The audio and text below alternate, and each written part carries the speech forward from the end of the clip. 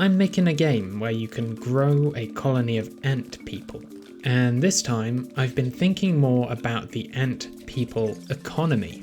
What motivates them, what resources they use, and how it all circulates.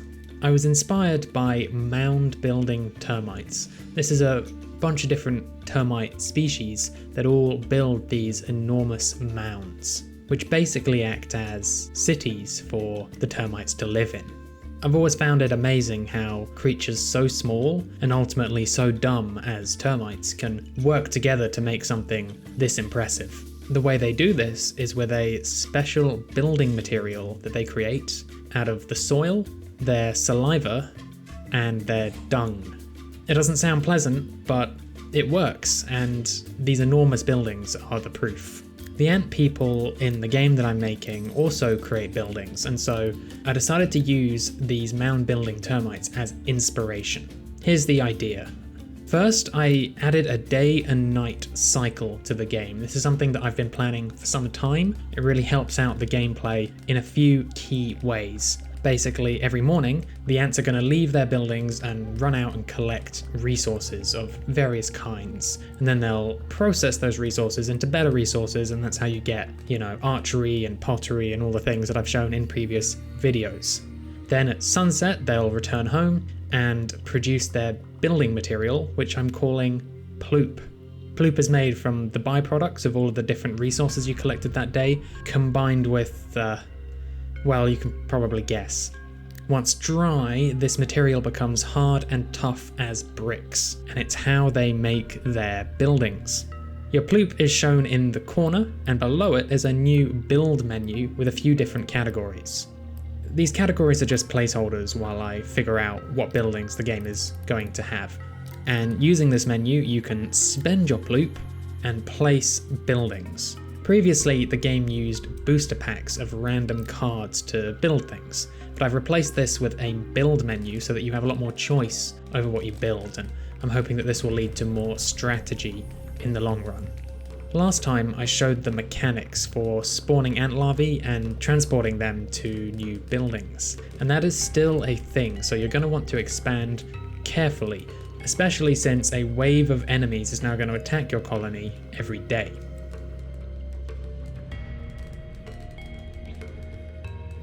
If your buildings take any damage, you'll then have to spend some of your ploop repairing them, and so that's going to affect how much you earn in that day. And if your castle building ends up getting destroyed, you're going to lose the level, and you'll have to try again.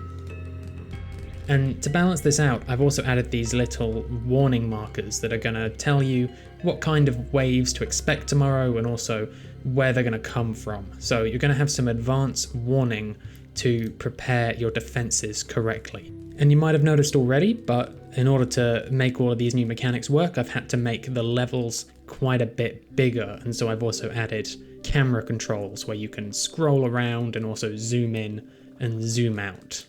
And so to summarize all of this, the reason I've added this day-night cycle is because it adds these natural resting points where your buildings can be repaired, the resources that you've harvested can regrow, so you can harvest them again. You have time to think and plan out your defenses for the next day and to place new buildings. And also it's a good point for the game to quick save, so that if you have to leave and do something else, you can come back to the start of a day. So all round, they're a pretty important mechanic.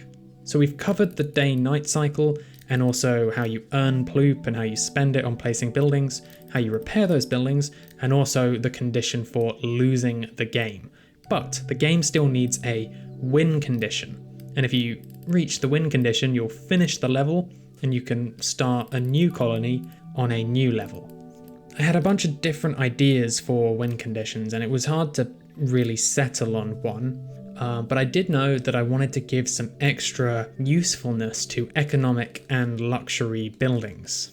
Until now, all of the different buildings that you create would link into your military so you could defend your colony. For example, the woodcutter makes wood, but then that wood is turned into arrows.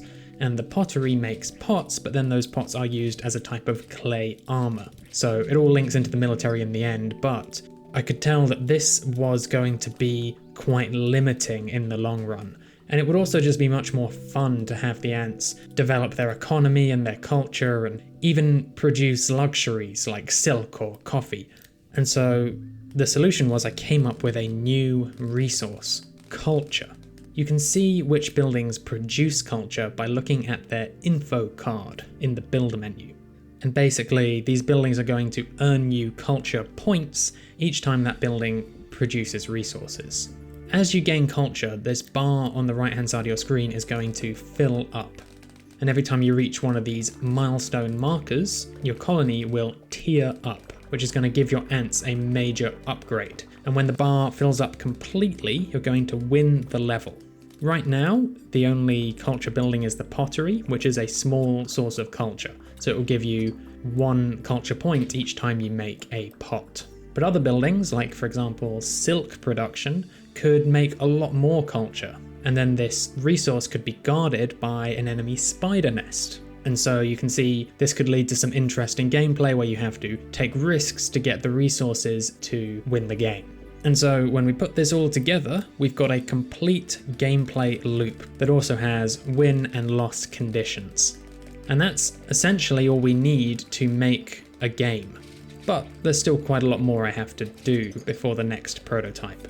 Most urgently, we need some new resource types to collect, and then I also need the buildings that are going to process those resources. And in particular, we need to add some more sources of culture so the game is, actually winnable.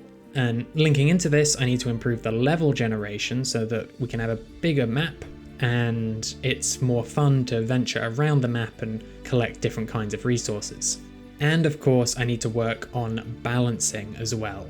There are questions of how much do buildings cost? How much ploop do you earn? How much culture do you earn and how much do you need to tier up or win the game? How many enemies are there going to be?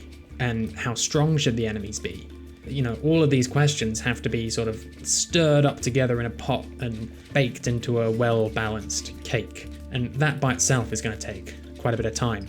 But once I got all of those bits together, I'll be able to put out a new free prototype for everybody to try out, and so I can start gathering feedback, and that will inform the next pivot I make in the game's design. If you want to follow me on this journey, then be sure to scrub the sub button and tingle the dingle. And remember that you can get daily news on the Discord server where I run a daily devlog. One last thing, don't leave just yet. We have started a plushie campaign for Amplitude, which is one of the monsters in my previous game, Patch Quest. Amplitude is a fusion between an axolotl and an electric eel. So you could think of it as kind of being like an electric salamander. There's a link for that in the description, and I'm also linking through to a video that shows off the plushie in more juicy detail. The campaign is honestly not going so great so far. We've only funded about 10% of it, and there's a couple of weeks left. Makeship basically works on a Kickstarter kind of basis, so we have to reach a certain number of orders for the plushies to actually get made. However, I'm still holding out hope. I'd certainly be happy if I can get some more Amplitude plushies, because I think they're super awesome. Anyway, that's all for now, and as always, thanks for watching.